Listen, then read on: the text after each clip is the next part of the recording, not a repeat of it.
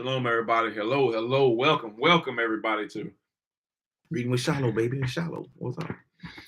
I'd like to welcome all the new subscribers and all the old ones. Welcome back. Come on in, man. Sit yourself down so we can begin, man. We trying to get this chapter 11 of Created to Be His Help Me by Miss Debi Pearl started.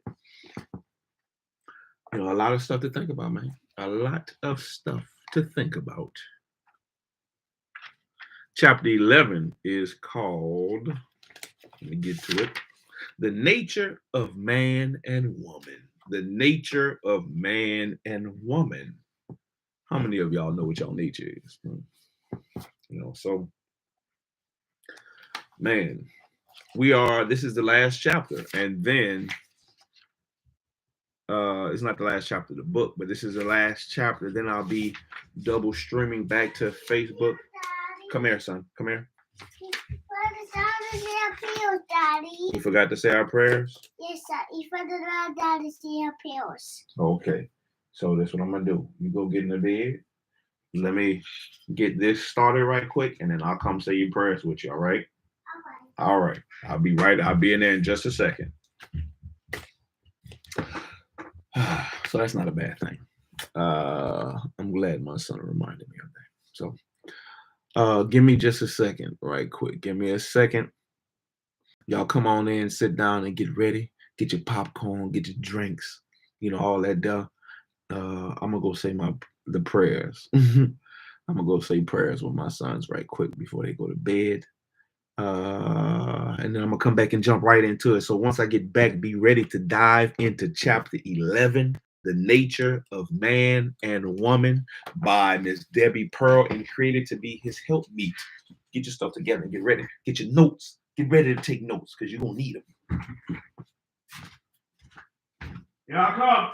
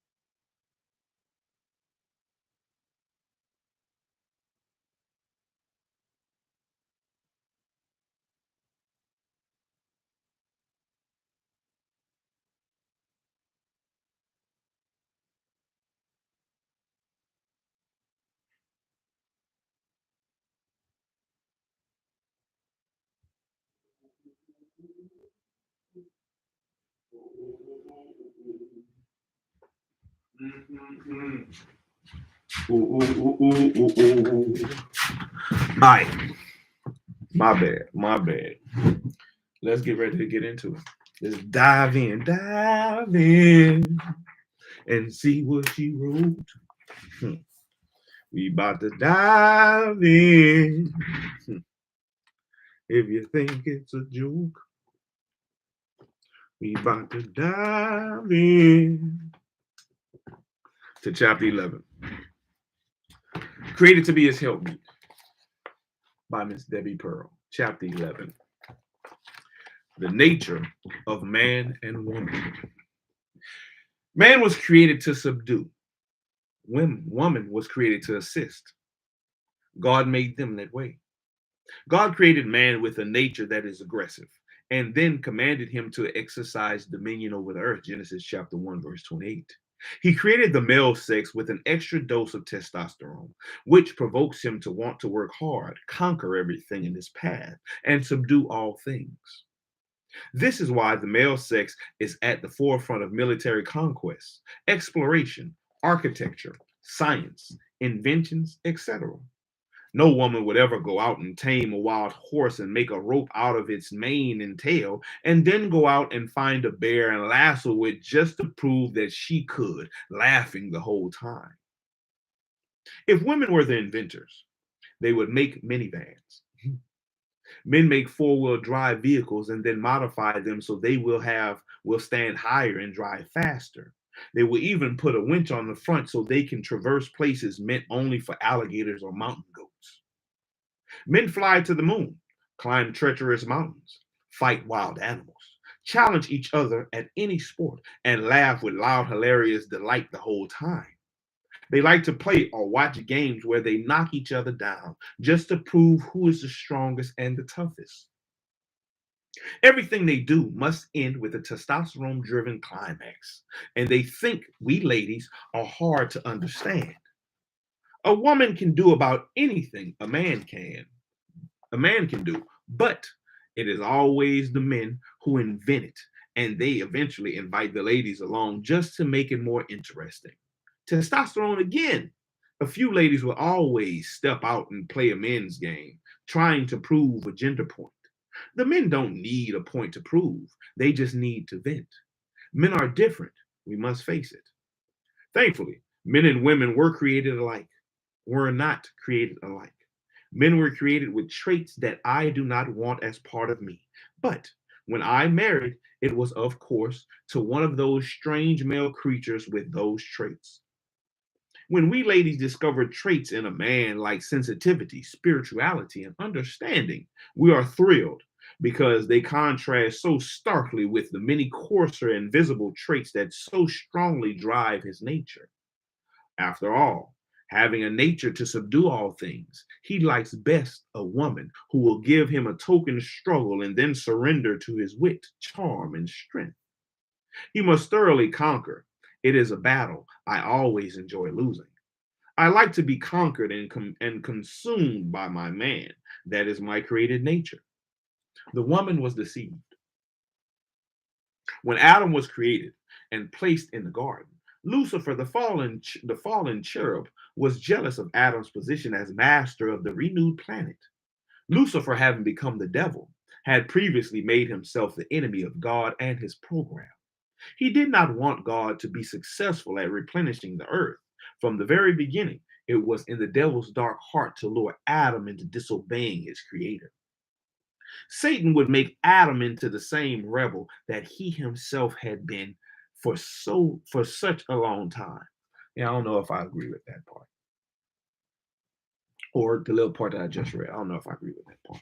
Because when you read the Bible and you read in Job, and Job is way after the creation of man, and God asked Satan where he was going and what he was doing. He was like to and fro on the earth. If Satan was against God like that, then he wouldn't be able to come in front of God like that. Satan is an employer.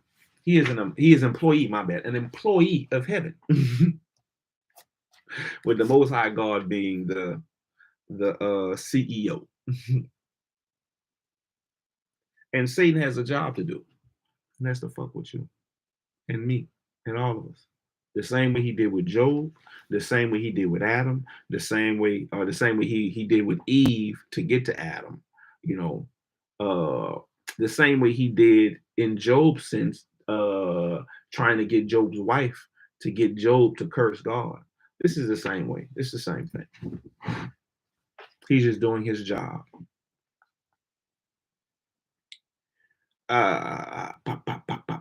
But Satan did not approach Adam. He waited and watched.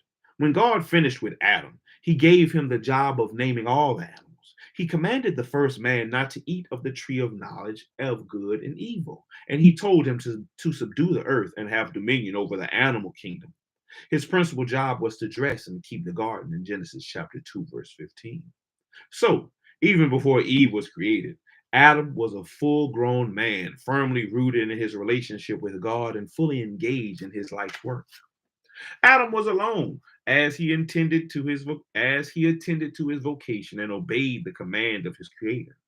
In going about the task of fulfilling his duties, he became aware of a need that he could not define. Even though he observed it in the male and female behavior of the animals, he was alone. He was lonely. He had no one with whom to share his achievements and conquests. God, in watching Adam, said, "It is not good that man should be alone. I will make him a helpmeet for him." Genesis chapter 2 and 18. God put Adam to sleep and took a rib from his side to make of it a woman to be his helper and to meet his needs. Satan could have tempted this lonely man at any time, for he had no knowledge of good and evil. But Satan waited for the creation of the weaker vessel. For Adam was first formed, then Eve, and Adam was not deceived, but the woman being deceived was in the transgression. In 1 Timothy chapter 2, verse 13 and 14. Satan knew that the man could not be deceived, but the woman could. So, when she drew near to the tree, he convinced her that life would be better if she sought the higher state of being, like the gods, gaining spiritual insight into the nature of good and evil. Eve was deceived in three ways. Number one, she followed her flesh in desiring the tree for the fruit properties. Number two, she succumbed to its beauty, desiring it for its pleasant appearance. She did not follow logic. She followed her sensibilities. Number three, she wanted deeper spiritual insights than those provided by God. The source of Eve's failure was her unwillingness to believe God and her husband. She was meant to be Adam's helper, but she helped herself to spiritual knowledge and acted independently, becoming his downfall instead of his helpmeet. I think that's an example of the women today that say they don't want to be controlled or they can't be controlled, because Adam and God was trying to control Eve or control her movements by telling her don't do this and don't do that, but she didn't listen. So therefore, she would be in the same boat as the women who don't want to be controlled. But they're controlled by everything. They just pick and choose with what they don't want to be controlled by.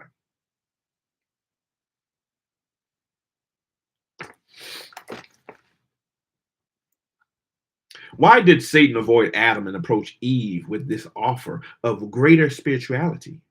Lucifer is a male being in Isaiah chapter 14, verses 12 through 20.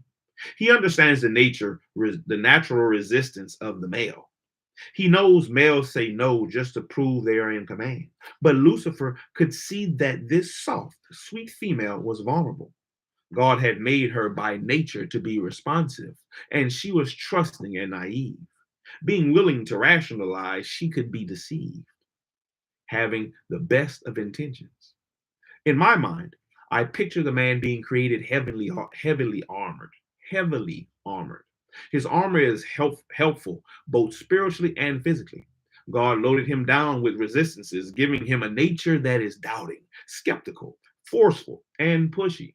God knew that in order for man to survive and even prosper, he would need a natural armor that would drive him to keep pushing against the odds while enjoying the challenge. God knew that Satan was a liar and the master of deceit. So he created man to question first and believe later. Man's objectivity and lack of intuitiveness make him appear less spiritual than the sensitive, believing female. As a general rule, man is ruled more by his mind than the female, who is governed more by her sensibilities. Picture God as deliberately creating the woman without this armor, because he intended for her to stand behind her husband's armor. He was to be her covering, her shield, and her protector. Satan was able to deceive her when she left Adam's side and confronted the devil's logic alone. She didn't have the armor to ward off his fiery darts of deceit. God designed the woman to be sensitive and vulnerable for the sake of the little ones whom she must nurture. The soul of a mother had to be vulnerable, the outer shell thin. She must be quick to feel, to hurt, to love, to have compassion, to take in the broken, and to believe the best. Vulnerability is a woman's greatest natural asset and the point of her greatest weakness. A woman can become tough and hard, skeptical and cautious in relationships, just like a man. She can become guarded and cynical, But in so doing, she is no longer feminine, no longer attractive to a man, and she will even begin to not like herself. Unprotected by the covering of her husband, she will grow miserable fighting her own battles and trying to survive on an equal footing with men, just like the faces and mannerisms of outspoken feminists and lesbians. In their attempt to shed their vulnerability and express their independence, feminists begin to exhibit traits and behaviors completely outside of their created feminine nature. They lose their beauty and charm and become very poor excuses of men. Beautiful, deceived dreamers. Women in general give the appearance of being more spiritual than men. They like to dabble in soulish thoughts. There are many ways of expressing spirituality, but most of them have nothing to do with the spirit of Jesus Christ. We ladies are more inclined to trust in our feelings and intuition than are men, which makes us more subject to deception, just like Sister Eve. Feelings and intuitions are ever changing. The word of God is objective and dogmatic, unchanging. It is to religion what hard facts is to science. You rarely hear a man say, God told me to do this, or God led me to go down there. The few men I have known who talked that way did not demonstrate that they were any more led by the Spirit than other Christian men. I know that when God does speak to my husband and leads him in a supernatural way, he will not speak of it in public. He doesn't feel the need to promote himself in that manner. And furthermore, he believes that if he has truly heard from heaven, God doesn't need his publicity. God will vindicate himself. But many Christian women habitually attribute nearly every event to divine guidance. Experience proves that women are prone to claim God as their authority when God had nothing at all to do with their leading. It is really quite appalling to see this shameful behavior still in action today, especially when God so graciously gave us the example of Miriam, Moses' sister. Her desire to be on an equal footing with Moses has left her name in infamy for our admonition. First Chronicles chapter 10 verses, my bad, First Corinthians chapter 10 verse 6 through 10. And for our learning, that we through patience and comfort of the scriptures might have hope. Romans chapter 15 and 4. God seems to be gracious to us dimwits, and that is what we are when we lightly use God's name, a form of blasphemy, to give authority to our intuitive decisions. The bottom line is that women enjoy their own self-effusing spirituality. It is a feminine trait that few men share or understand. Men can, however, become totally absorbed in their own personal ambitions and, in the process, neglect their spiritual side altogether. Women often see this carnality in men and assume that women, being more spiritually minded, are closer to God, a completely false assumption. Nearly all spiritualists, past and present, are women. Women are the palm readers, crystal ball gazers, fortune tellers, and tarot card readers. Witches' covens are headed by women. Most mediums, those contacting the dead, are women, as was the witch of Endor, whom King Saul Endor. I need to mark that. That's a new show, Endor. I think that's what it's called. The new Star Wars stuff, Endor. The witch of Endor, whom King Saul consulted concerning long dead Samuel. When Jesus spoke a parable about the kingdom becoming corrupted with false doctrine, he illustrated it with a woman bringing in the corruption. Matthew chapter 13, verse 33. In the book of Revelation, it is a woman typically called Jezebel who deceives the church. We are told that she did it through her teaching. John wrote to the church of Thyatira and warned them against allowing that woman Jezebel to teach in Revelations 2, verse 20. Women are either directly or indirectly responsible for most of the past and present cults in Christianity. The Bible makes a point of revealing the inherent nature of women when it gives the reason why women should not teach men. And Adam was not deceived, but the woman being deceived was in the transgression. 1 Timothy chapter 2, verse 14. That a man is less sensitive than a woman does not make him inferior to her, nor does her being more subject to deception than her husband make her inferior to him. Just different natures. It is in recognizing that difference that wives should fear God and distrust their natural tendencies. Things that are not the same have different capacities and different offices. Adam knew. God had instructed Adam, and Adam had instructed Eve. Adam clearly understood that Satan's promise of spiritual enlightenment was a diabolical lie against God. The natural armor God had given Adam granted him enough understanding to doubt the devil and resist his lies. But Adam's armor had one small weak spot. He was not ruled by his feelings except where it concerned his woman. Adam's soul was exposed and vulnerable to the woman he loved.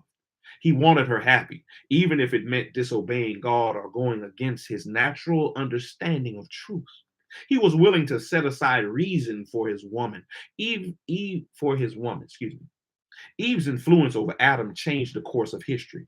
We need to be aware of the power we have to seduce our husbands into following us into disregarding the clear, objective words of God.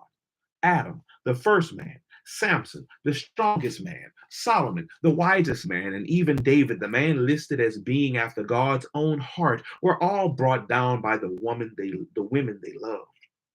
When a man loves a woman and wants to make her happy, he will often acquiesce in spiritual matters because of the affection he holds for her in his heart. Your husband may set aside reason and good judgment if you pressure him and let him feel your displeasure and unhappiness. In a man's heart, the place of a woman holds the place a woman holds will lead him into great strength or great weakness, depending on the woman and the man. It is there that men rise to great glory with their women, or they are dragged into shame and disgrace by them, or worse yet, are left unused by God. Remember the crazy lady who drove her family to financial ruin because she had felt led of God to move and change her husband's business. Her husband knew it would not work, but he could not stand against her constant pleading and her spiritual intensity. He wanted desperately to be the man of God she wanted him to be, but in doing so, he gave up the glory of the man that God expected him to be. Then she badgered him into giving what little he had left as a tithe in hopes that it would move God to bless their lack of effort with unearned wealth. What foolish rebellion, all in the name of spirituality. In the end, they lost everything, and she lost her mind. Men are still allowing women to take the spiritual lead, and women are confidently leading just as Eve did. They believe they are doing what is good for the family. It is not an act of carnal lust. It is a religious act driven by rebellion. Women are simply deceived. This is why God has so carefully taught us, ladies, to observe and maintain our roles as helpmeets. It is why we must implicitly trust God's judgment as to our duties, regardless of how we feel. God gave us a careful and stern warning as to what women would become in the last days. The prophetic picture of this woman is now in full array. It is the spiritual Jezebel, who is the exact opposite of a helpmeet. That is the death knell of the most noble institution on earth, the family. As you read the next section about the prophetess Jezebel, learn to hate all that she is so you will not fall victim to her wicked practice of deceit. The following is a abbreviated account of the article first published in its entirety in our No Greater Joy magazine in March through April 2002. To read the complete version, go to www.nogreaterjoy.org. The Jezebel profile. When the name Jezebel is mentioned, most of us see the painted face of a seductively dressed woman gazing into the eyes of a man who lacks good sense. The Bible portrays Jezebel in a different light. Revelation chapter 2, verse 20 says that Jezebel calleth herself a prophetess, and men received her as a teacher, showing that she was part of structured Christianity, ministering to the saints. Jesus warned the church against the teaching woman Jezebel. Any woman who defies the scriptures prohibition against women teachers in the church is following in the grave tradition of Jezebel. Let me read that part again. Any woman, to all you women pastors, any woman who defies the scriptures prohibition against women teachers in the church is following in the grave tradition of Jezebel. Let's look up prohibition. Let's look up prohibition just in case you. Prohibition. What is the prohibition?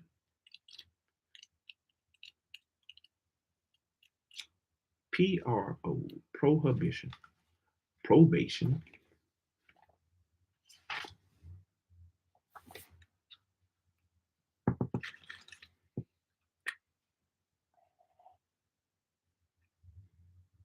Prohibition.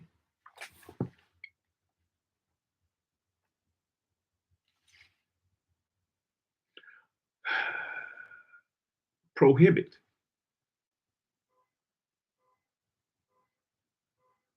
To forbid with authority.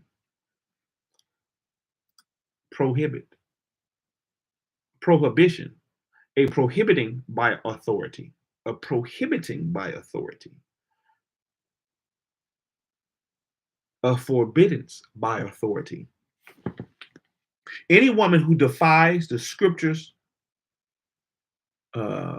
forbiddance by authority against women teachers in the church is following, or prohibition against women teachers in the church is following in the grave tradition of Jezebel. It's not that women can't teach, it's what you can teach and to whom you can teach it to. I went back to 1 Kings to see what the Bible had to say about the historical Jezebel. The first thing I noticed was that she was more spiritual and religiously devoted than her husband. She used her insights to guide him. He was a weak man, so she took the lead to motivate him. The Bible says in 1 Corinthians chapter 11, verse 3, "But I would have you know that the head of every man is Christ, and the head of the woman is the man, and the head of Christ is God." Regardless of our circumstances, when we women take the spiritual lead, we step out from under our designated rightful head. The second thing I observed was that Ahab was emotionally volatile, unstable. Is your husband prone to retreat? Is he bitter, angry, or depressed? When a woman takes the lead in marriage, her assuming of the masculine role makes a weaker man weaker, to the point of sending him to bed, as did Jezebel to Ahab. The third and most significant thing I noticed was that she used his emotional stress to endear herself to him, a strange way of lording over her husband. If you read the story, you will see how Jezebel manipulated and accused an innocent man, then had him murdered so that Ahab could obtain his vineyard. Ahab, in depression, kept his face to the wall and let her do her dark deeds.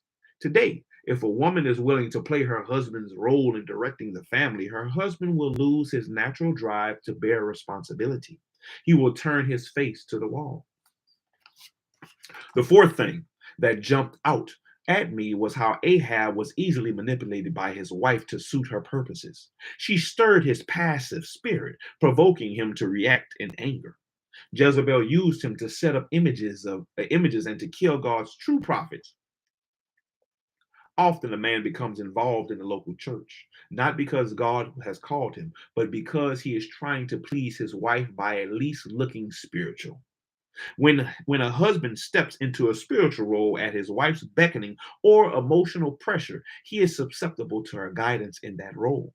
Jezebel took steps to help promote her spiritual leaders. In the process, she provoked her husband to destroy those in spiritual authority whom she did not like.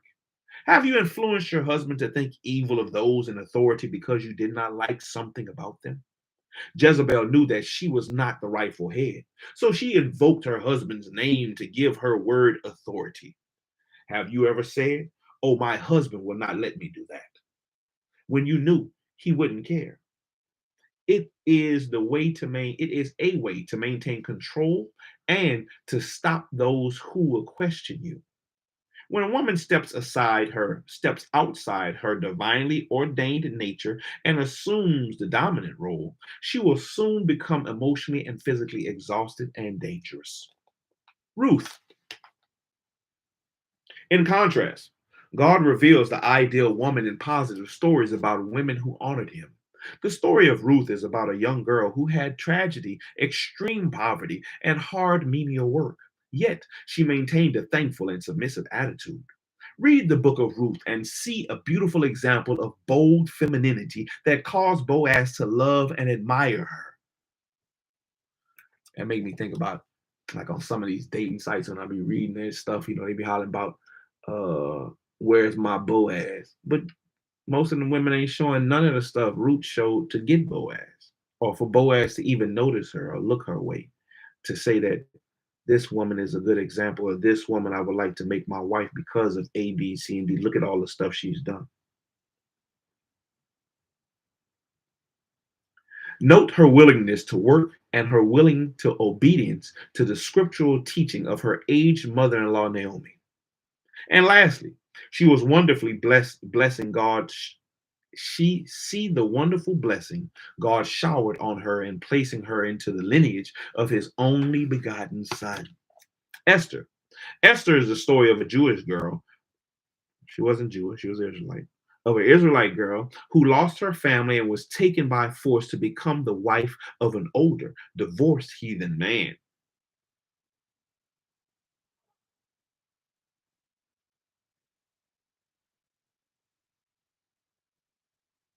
I'm trying to think, because he wasn't divorced. Vashti was the queen's name that Esther came and took the place of, but Vashti was still there.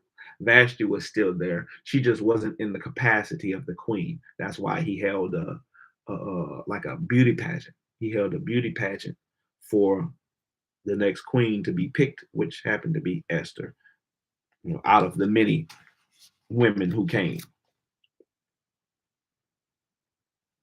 She could have asked herself the silly question, did I marry the right man? Or even a sillier question, since he was divorced, is he really even my husband? If she had, there never would have been a book in the Bible describing her courage, honor, and fortitude. She was put by her husband's decree in danger of losing her own life and the lives of all her people, the Jews. Yet she arose above the circumstances and her natural fear to honor her husband, even as she made an appeal to save her own life, along with the lives of her people. God has laid down only a few simple rules for women to follow because they are consistent with our feminine nature and the nature of men. It was Esther's submission to these principles that won the king's love and his appreciation for her as his queen. These two women, Ruth and Esther, showed themselves womanly and lovable in the midst of extreme circumstances. God honored them with his favor and favor from the men in their lives. The virtuous woman. Proverbs 31 defines the virtuous woman. She is not a moosey, voiceless prude. She is a confident, hardworking, creative, and resourceful. Her first virtue is that the heart of her husband is safe with her. That is a big one, man. That is a big one. Does your husband's heart? Her first virtue is that the heart of her husband is safe with her. Is your husband's heart safe with you? You might say yes, but what does your husband say? What does your significant other say? Does he agree with you and say, yeah, my heart is safe with her? Or is it shaky? That is, he can trust her with his thoughts and feelings, never fearing that she might use the private knowledge she has of him to hurt him in any way. A man will maintain a distance this knowledge out overtly or use against him when they are out of sorts. A man whose heart is not safe with his wife will never tell her what he intends to do or how he feels because on previous occasions she was amused. She has assumed the role of overseer by taking it upon herself to be his conscience and the manager of his time. She reminds him of what he said he was going to do in the manner that says, I am holding you to it. What is wrong with you? Are you a sloth or something? He finds it more peaceful to keep his own counsel. Wives never use your special knowledge. Wives, never use your special knowledge of your husband as leverage to get your way. If this passage in Proverbs has been written from our modern perspective, it would have extolled her for having a quiet time and being a prayer warrior, teacher, or counselor. In all the spiritual profiles of righteous women, including Proverbs 31, no such concepts are ever mentioned. In our culture, we have lost a clear understanding of what constitutes a virtuous woman. We have accepted the modern idea of the spiritual woman circulating in the realm of religious power and have forgotten that God does not see them in the same glorious light. What we think is spiritual, God labels as Jezebel. For my thoughts are not your thoughts, neither are your ways my ways, said the Lord. Isaiah chapter 55, verse 8. A woman working beside her man, is a spiritual force for them both. A woman providing good sex and funny company is offering her husband a spiritual benefit. A woman preparing healthy meals and cutting the grass so he can go fishing on Saturday is a spiritual woman because she is placing him above herself. There is no greater love than to put another first. Shit. Yeah, let women don't believe that one today. Dominance and control are always masculine characteristics. It is important for a woman to understand that she must be feminine, devoid of dominance and control, in order for her man to view her as his exact counterpart and thus willingly respond to her protectively with love and gentleness. A woman who criticizes her husband for watching too much TV, playing too much golf, or indulging in any frivolous activity is expressing dishonor. When the relationship is properly balanced, a wife can make an appeal at the right time and in the right manner, and it need not be challenged to his authority. We will speak of how to make an appeal in due course, but know of a certainty that when a woman continually tries to assert her own will against her husband's, throwing it up to him that he is wrong, she is usurping authority over him, lording over him, and dishonoring him. A woman who continues in this behavior blasphemes the word of God and can expect God's sure reward. I say again, when a woman steps outside of her nature and assumes a dominant role, she will soon become emotionally and physically exhausted. A man cannot cherish a strong woman who expresses her displeasure of him. You say that he should model Christ's love regardless of how she acts. Is that what you want? Is that what Christ wants? Do you want your husband to be forced to seek supernatural power just to find a way to love you? Do you want to be another of his trials, his greatest example of overcoming adversity? The home front should not be a spiritual battlefield. It should be the place where a man relaxes and can be vulnerable with the woman he cherishes.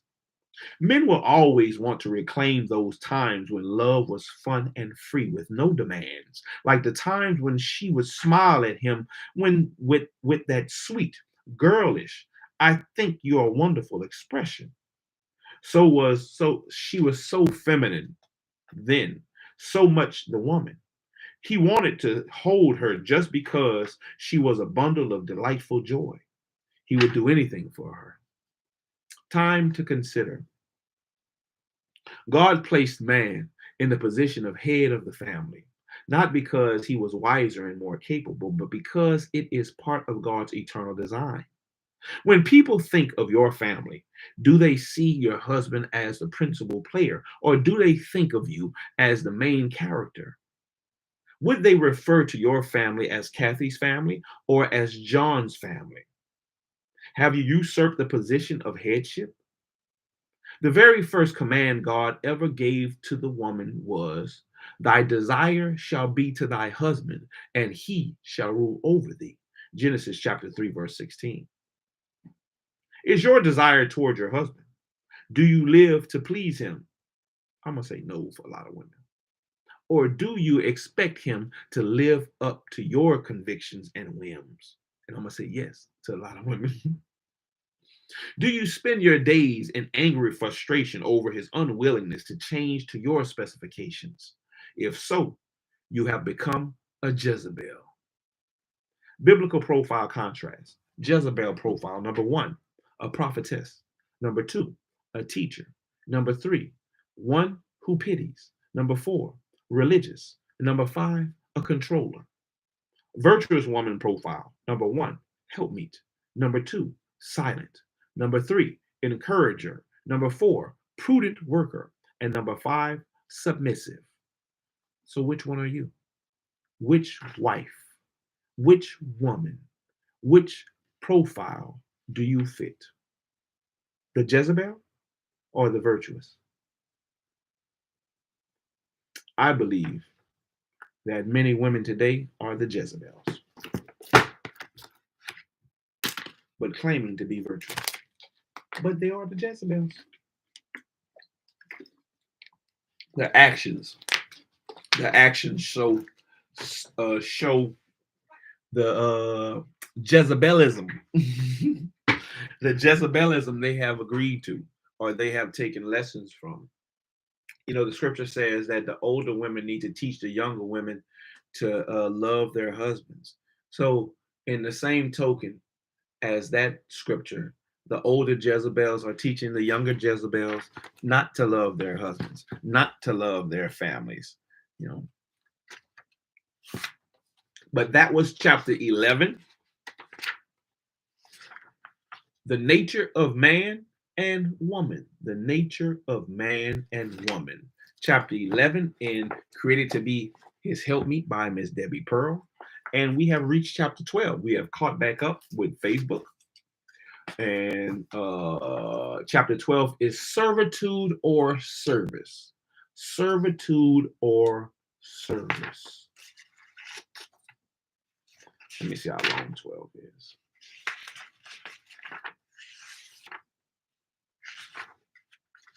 It's not that long. It's not that long.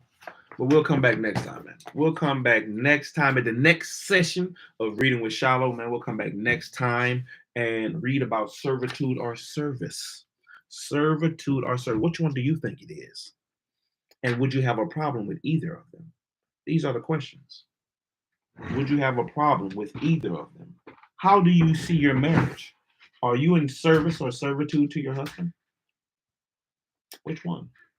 Which one? Which one? But I hope that y'all got something from this. Like, comment, subscribe. You know, let me know how you feel about and what you think about what has been read, what you heard. Whether you agree, disagree, man, leave it in the comments. Leave it in the comments. Let's get the conversation going. Let's see if there's anything that you can add to the table. What can we learn and grow from in these things that we are reading? Maybe it's something that you can, you know, help somebody out with. Maybe you have a good point. Let's see. Bring it up. Comment it. Tell your people about it. Let's see what they think about it. Start the conversation. Let's try to build ourselves up into better husbands, wives, sons, daughters, fathers, mothers, brothers, sisters. People, period. I know it might take a lot for some of us. It's going to take some doing. But it can be done. It can be done. You got to change this first. You got to change the way you look at things and the way you think, man. You know, which is what I've been doing with the readings. Trying to change the way I think and look at stuff. And what I'm trying to change is my outlook towards reading. I want to become an avid reader So I have to read more purposely, which is a lot harder for me sometimes because of I don't want to say insecurities, but the things that I look at, like they say, people say you're hardest on yourself. I don't like when I stumble over words. I don't like when I'm like I read pretty good today. I still stumbled over some words, but I think I still read pretty good for me. And I don't like when I have days where I wasn't reading good or it seemed like I was reading run-on sentences. I wasn't pausing long enough. The little stuff. But practice makes perfect. Practice makes perfect. So I guess, ooh, look at that ash. Ooh, we mom is ashy. Mom is ashy. Stuff, mom.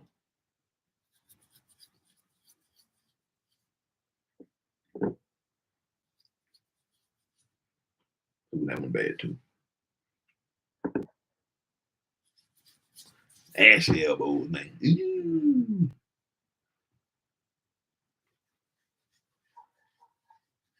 Some Vaseline on them things.